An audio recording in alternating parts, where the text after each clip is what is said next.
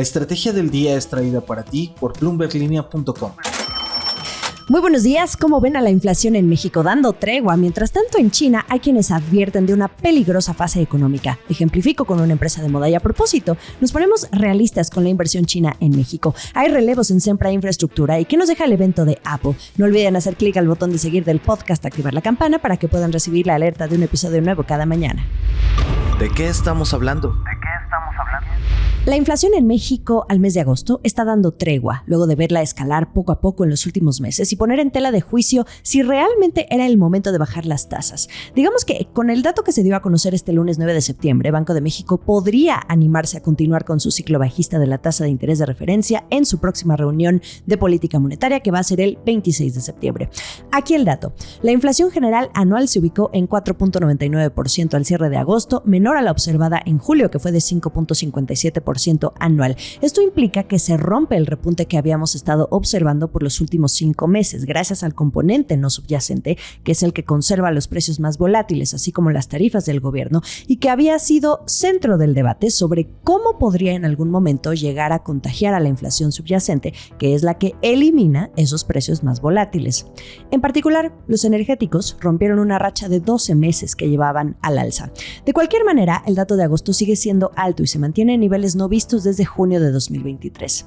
A partir de ahora, las observaciones, análisis y movimientos del Banco Central son quirúrgicos. En esta ocasión, los analistas y los datos finales del INEGI están alineados. El consenso que realiza la encuesta Citibanamex de expectativas esperaba que la inflación bajara a 5.06%, así que ese 4.99% en el que finalmente se ubicó está prácticamente en línea con lo esperado. Vamos con la inflación subyacente. Se incrementó en 0.22% a tasa mensual y entonces se ubica en 4% anual, digamos que muy similar al 4.05% registrado en julio, pero mantiene la racha a la baja que se observa desde enero de 2023. Ya son 19 meses al hilo de ir reduciendo el nivel, que sabemos que es el que más vigila Banxico. Y mismo caso también estuvo en línea con las expectativas del mercado. Más razones para que Banco de México mantenga el ánimo por recortar la tasa, y de ser así, vendría otro recorte de 25 puntos base. Hoy la tasa actualmente ya se ubica en 10.75% y con certeza así podría ser, sabiendo que la última votación en la decisión de política monetaria fue 3-2. Hay intención de revisar un nuevo recorte de la tasa en septiembre. Como quien dice, hay mayoría, las presiones inflacionarias comienzan a ceder, al menos hoy, mañana quién sabe. Esto es el dato del día. La espiral deflacionaria en China está entrando en una nueva y peligrosa fase. El lunes que se publicaron los datos de inflación hizo que los analistas se pusieran a pensar que eso que viene acechando a China desde el año pasado ahora sí muestra signos de espiral, amenazando con empeorar sus perspectivas y suscitando llamados a una acción política inmediata. Los datos publicados este lunes confirmaron que, aparte de los costos de los alimentos, el crecimiento de los precios al consumo apenas se registró en amplios sectores de la economía en un momento en que los ingresos se hunden.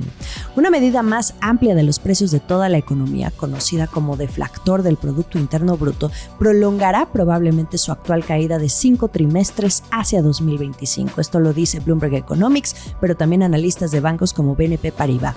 Eso supondría la racha de deflación más larga de China desde que comenzaron los datos a medirse por allá de 1993. Según Robin Xing, economista en jefe para China de Morgan Stanley, definitivamente China está en deflación y probablemente atravesando la segunda fase. Citó la evidencia de los descensos salariales y luego añade que la experiencia de Japón sugiere que cuanto más se prolongue la deflación, más estímulo necesitará China finalmente para romper el desafío de la deuda-deflación. De acuerdo con una gran nota de análisis cortesía de Bloomberg, el peligro para China es que la deflación se convierta en una bola de nieve al animar a los hogares que se tambalean por la caída de los salarios a recortar el gasto o a retrasar las compras porque esperan que los precios sigan bajando. Los ingresos de las empresas se van a resentir, ahogando la inversión y provocando nuevos recortes de salario, despidos, entonces llevando a la quiebra a familias y empresas. Así tal cual el panorama con la segunda economía más poderosa del mundo. Las encuestas privadas muestran que eso ya está empezando a ocurrir. En los sectores que suele favorecer el gobierno, como la fabricación de vehículos eléctricos o las energías renovables, los sueldos ya descendieron casi un 10% en agosto desde el máximo alcanzado en 2022. Otra encuesta realizada a 300 ejecutivos de empresas por la Escuela de Negocios Chung Kong mostró que el crecimiento de los costos laborales el mes pasado fue el más débil desde abril de 2020, cuando empezaron a remitir los cierres iniciales del COVID en China. Y para aterrizar el ejemplo, hablemos de una marca de moda, Kering, la dueña de Gucci y otras marcas. El lunes se desplomó a un mínimo de 7 años precisamente por las preocupaciones de la demanda en China. Gucci estuvo entre las acciones más afectadas, cayendo hasta un 4.3%. Desde Barclays, los analistas confirman que los consumidores en China están siendo más selectivos en el actual entorno económico. Definitivamente, no es el año de la dueña de Gucci en bolsa. Los temores en China solo han venido a sumar porque hoy esta acción acumula un desplome de 43% este año, enfilándose hacia su peor rentabilidad anual desde la crisis financiera mundial. Al interior, más problemas mientras intentan también darle un giro a Gucci tras nombrar a un nuevo diseñador. Para que vean el efecto del entorno macroeconómico, de lo general a lo particular, y esta es solo una empresa. En otras noticias.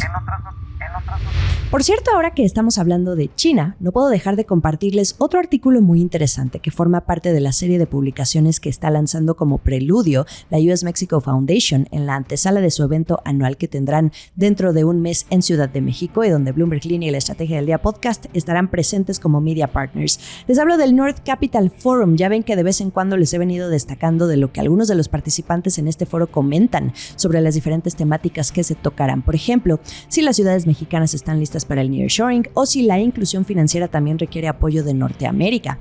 Ahora les traigo el análisis que hace Maggie Switek, directora senior del Departamento de Investigación del Milken Institute, a quien, por cierto, conocí hace poco cuando dio a conocer un estudio muy interesante de las mujeres en el mercado laboral mexicano. Se los debo ese para otro podcast porque vale la pena. Sin embargo, esta vez ella habla de el verdadero rol de China en la creación de riqueza en México. Maggie Switek busca ir más allá de los titulares de estruendo que hoy encabezan los periódicos y sitios de noticias, no vamos a mentir, para realmente entender cuál es la influencia real actualmente, más allá de la preocupación de Estados Unidos respecto a cómo China busca fortalecer las inversiones en sus socios estratégicos del TEMEC, como México, para así no pagar las tarifas que se le imponen directamente. Me parece que ya en su momento hemos platicado el punto, pero siempre es bueno volver a recordarlo y ella lo sintetiza muy bien. China sí está incrementando su capital en México, pero su contribución aún es relativamente pequeña. Para comprender plenamente el papel desempeñado por China en relación con América del Norte y otros países asiáticos, en la economía de México es necesario comparar las magnitudes de las entradas de capital según su origen, su importancia para la producción, pero también la historia de las relaciones de México con estos países o regiones. Una visión general de estos múltiples aspectos sugiere que, aunque creciente, el papel de China en la producción de riqueza de México sigue siendo limitado en comparación con el desempeñado por Norteamérica y sus otros socios clave. Después de Estados Unidos, España y Canadá completan el top 3. Y luego tenemos a Japón, que tiene más historia de inversión en México que la propia China. Aquí un gran dato. En la década de 2010, México experimentó un crecimiento similar en las entradas de capital de Japón al que está viendo hoy de China, con una inversión trimestral promedio de más del doble de 2011 a 2015, frente a los últimos 5 años a ese periodo. Y desde 2021, las inversiones trimestrales de Japón han promediado los $623 millones, es decir, $470 millones más que las de China. Y como bien dice, no es que se demerite el avance de China, pero México sigue recibiendo capital por varios frentes. Y por ahora no mezclaré estas cifras con temas políticos y potenciales inversiones posiblemente frenadas por el contexto legislativo. Me llevaría otro podcast. Lo que Maggie Switek concluye es que no cabe duda que la presidenta electa Claudia Sheinbaum tendrá que ser muy cuidadosa en sus relaciones con China, dada la importancia de Estados Unidos para la economía mexicana. Sin embargo, es probable que persistan las condiciones favorables que impulsan el capital, incluido el chino, hacia México. Relevos. Sempra Infraestructura, esta compañía estadounidense que desarrolla proyectos de energía, acaba de nombrar como presidente para México a Abraham Zamora Torres, por cierto, un exfuncionario del gobierno del expresidente Enrique Peña Nieto. En el sector público llegó a ser director general de Banobras, además de haberse desempeñado en diversas posiciones en las secretarías de Hacienda y Crédito Público, pero también de Relaciones Exteriores, muy de la mano de Luis Videgaray. También estuvo en Comunicaciones y Transportes y en la Oficina de Presidencia de la República. En el sector privado llegó a ser director ejecutivo de Asuntos Corporativos e Industria en Grupo Aeroméxico y presidente de la Cámara Nacional de Aerotransporte, que es la Canaero. Es economista de profesión, también está involucrado en la Asociación Mexicana de Energía, es consejero del Council of the Americas y bueno, en Sempra Infraestructura ya tiene tiempo, prácticamente todo el sexenio de AMLO, y hasta apenas este momento fungía como vicepresidente senior de Asuntos Corporativos y Públicos y director ejecutivo de Sustentabilidad en esta empresa, hoy a cargo de Tania Ortiz Mena, que antes se llamaba IEnova. Su nueva tarea, posicionar a Sempra Infraestructura como líder en el sector energético de México. El último sorbo.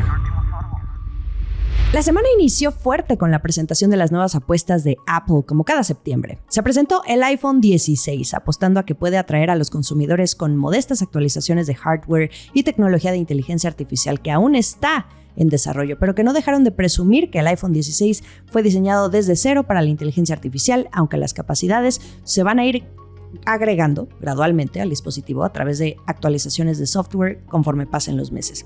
Por cierto, una de las funcionalidades más llamativas fue un nuevo botón al costado del teléfono para tomar fotos más fácil, o sea, tal cual como las cámaras de antaño que, si son millennials, les tocaron y saben de lo que estoy hablando. Básicamente, casi siempre regresamos al pasado o a lo que siempre funcionó. Tim Cook, el CEO de Apple, presentó el teléfono junto con nuevos relojes también y audífonos. Pero, insisto, lo que más repetía era el tema de la inteligencia artificial, una apuesta arriesgada en la que han estado trabajando, pero ya si son fans de esta marca, pues podrán comenzar a probar todo lo que prometen a partir del próximo 20 de septiembre, cuando ya lleguen esos iPhones a las tiendas. Recordemos que Apple está tratando de ponerse al día en el mundo de la inteligencia artificial generativa, donde ya sus pares de la tecnología, como Google de Alphabet y Microsoft de la mano de OpenAI, han logrado avances. En bolsa, tras la presentación, las acciones de Apple cerraron prácticamente neutras, ubicándose en $220.91 aproximadamente. De cualquier manera, Apple sigue siendo la compañía de mayor valor en el mundo, con una capitalización de mercado de $3.36 billones, que sería trillion en inglés, ya lo saben. Y hoy Apple está por encima de Microsoft, que anda en los $3.02 billones, y Nvidia, que tiene $2.61 billones. En lo que va del año, las acciones de Apple han subido 19% y 23% en los últimos 12 meses. Hoy es el debate Trump-Harris. Espero que ya hayan podido escuchar el primer episodio de Sorbo Electoral USA, en donde tratamos de darles una antesala de todo lo que pueda ocurrir esta noche. Mañana lo platicamos. Mientras tanto, lo mejor de la información económica y de negocios está aquí en La Estrategia del Día. Estamos en X-Twitter como @laestrategiamx. En Instagram me encuentran como @JimenaBusiness y YouTube los episodios completos en video. Nos escuchamos mañana. Esta fue La Estrategia del Día, escrito y narrado por Jimena Tolama, producido por Arturo Luna y Daniel Hernández. Que tengas un día muy productivo.